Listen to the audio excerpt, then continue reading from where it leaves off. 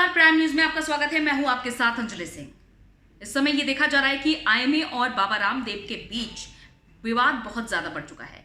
दरअसल बाबा रामदेव ने एलोपैथिक चिकित्सा पद्धति पर सवाल खड़े कर दिए थे और एक बयान भी दिया था, जिस पर आईएमए ने काफी ज्यादा नाराजगी जाहिर की है और आईएमए ने प्रधानमंत्री नरेंद्र मोदी को पत्र लिखकर बाबा रामदेव पर देशद्रोह का मुकदमा चलाने की भी मांग की है।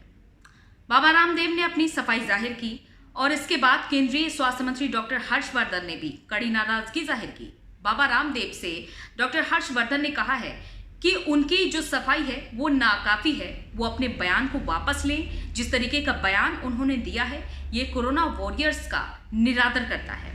जिसके बाद बाबा रामदेव यही नहीं रुके, उन्होंने एलोपैथी से जुड़े 25 सवाल दाग दिए और इसके बाद आईएमए उत्तराखंड ने भी मोर्चा खोल दिया बाबा रामदेव के खिलाफ। आईएमए उत्तराखंड ने 1000 करोड़ का नोटिस जारी किया और आईएमए उत्तराखंड ने 25 सवालों के बाद ये कहा है कि बाबा रामदेव अगर 15 दिन के भीतर माफी नहीं मांगते हैं तो उन पर हलफनामा दायर किया जाएगा, वो भी 1000 करोड़ रुपए का।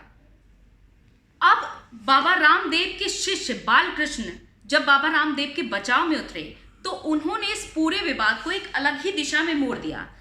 दरअसल बाबा रामदेव के शिष्य बालकृष्ण ने कहा कि बाबा रामदेव की कोई मंशा नहीं थी कि वो एलोपैथिक पर सवाल उठाएं। दरअसल वो तो एक व्हाट्सएप मैसेज पढ़ रहे थे और व्हाट्सएप मैसेज पढ़ते वक्त उन्होंने ये बात कह डाली, जिसका लोगों ने काफी ज्यादा विवाद खड़ा कर दिया।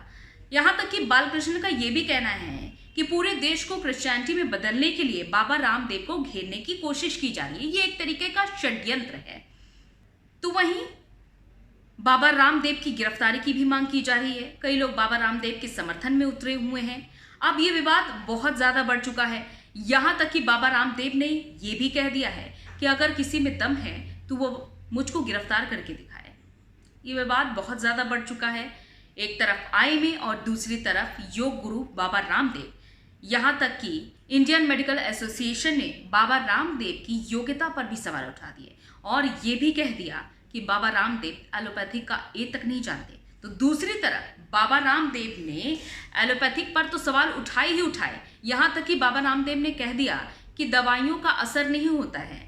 एलोपैथिक दवाइयां लेने के बावजूद डॉक्टर खुद की भी जान नहीं बचा पाए। वैक्सीन को लेकर भी बाबा रामदेव ने सवाल खड़े कर दिए। बाबा रामदेव ने यहां तक ये भी कह दिया कि वैक्सीन की दोनों डोज लेने के बावजूद लोगों की जान जा रही है। इसी तरीके से ये वाक युद्ध छिड़ा हुआ है आईएमए और बाबा रामदेव के बीच और ये अब देखना होगा कि आखिर ये युद्ध कहां तक जाता है, ये विवाद कहां तक जाता है और आगे इस मामले में कार्रवाई किस पर होती है, क्या कार्रवाई होती है, ये फिलहाल सवाल बना हुआ है। इसी के साथ इस खास चर्चा में इतना ही, इजाजत दीजिए।